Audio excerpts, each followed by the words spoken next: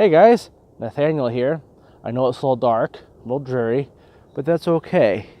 This one's going to get a little interesting.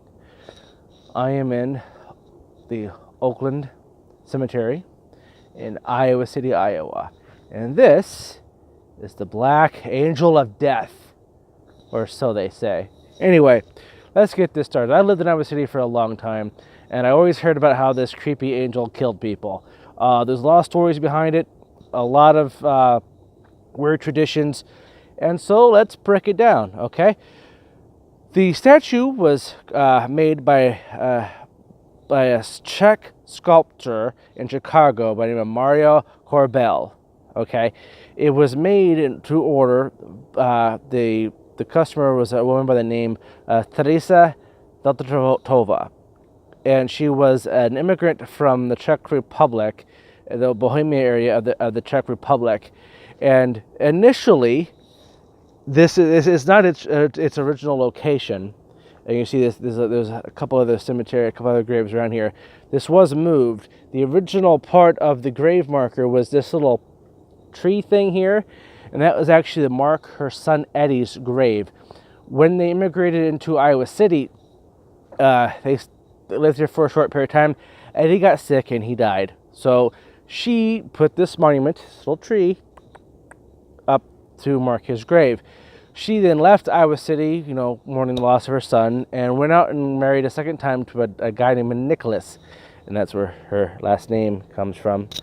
And they moved shortly after they got married. Very quickly after they got married, Nicholas also died. With a weakened heart, she moved back from Oregon, where she moved and married Nicholas, back to Iowa City, and had this statue right here, lovely thing, made out of bronze in Chicago and shipped here to mark the graves of both her son Eddie and her late beloved husband Nicholas. It was solid bronze, very, very clean, bright, shiny bronze. It arrived here in 1912, in November 1912, and then installed here in the cemetery. It remained bright bronze for several years. It wasn't until her death in 1924, where her ashes were then placed in the little slab down here, that the heart of this little angel, which stands just a little 8 feet tall, started to turn black. Not like from the edges or evenly, from its core. It started turning black from its core and emanated from its heart out around the entire casting of the angel. Now, the little tree stump here is basically pretty, bland. I can't make out what it says, but it just has Eddie's name on it and has a little bit of wording about him, and it's kind of chipped off here. You can't really read it all, but the angel itself is still quite impressive. To get up from here, that's actually a really spooky look. That's actually really creepy. I love that. Can't get a picture of that. There we go. But the artist, his name is carved into it, and I know there's not enough light to see that, but it's right there. Mario Korbel. Mario and Teresa had a tidbit over this statue. It cost like $5,000, and she wasn't about to pay for it because it was supposed to include the stump in the base. And so now she had to have two monuments for one grave site. She wasn't happy about it. But a couple of the scary rumors about this is that on Halloween night, people would come out here and do crazy stuff with this thing, and people started to die.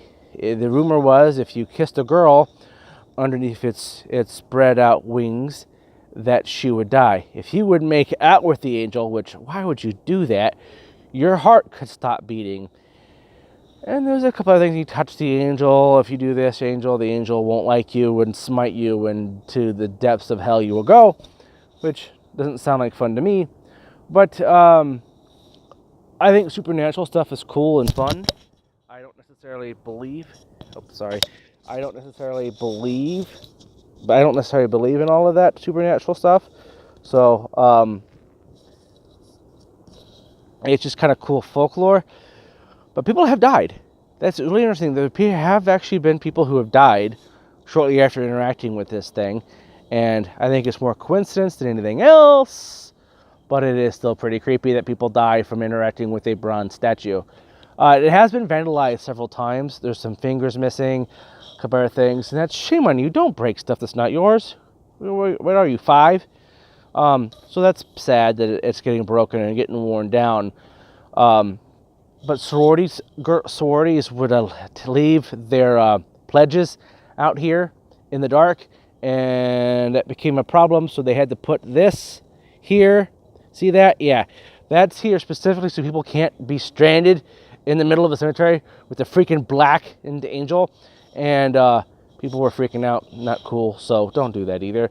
So that's why that light is specifically here, so you can't be stranded next to a big black bronze dark angel from the other side. Anyway, that's pretty much everything about this angel. It's been here since 1912, November 1912, and it's got a heart and soul of pure black darkness. And that's only one of 2 black angels of death in Iowa. There's another one in Council Bluffs. I may or may not get out there to do that one. Iowa's a big state. There's way too much stuff to do. I try to do all of these things in a short period of time.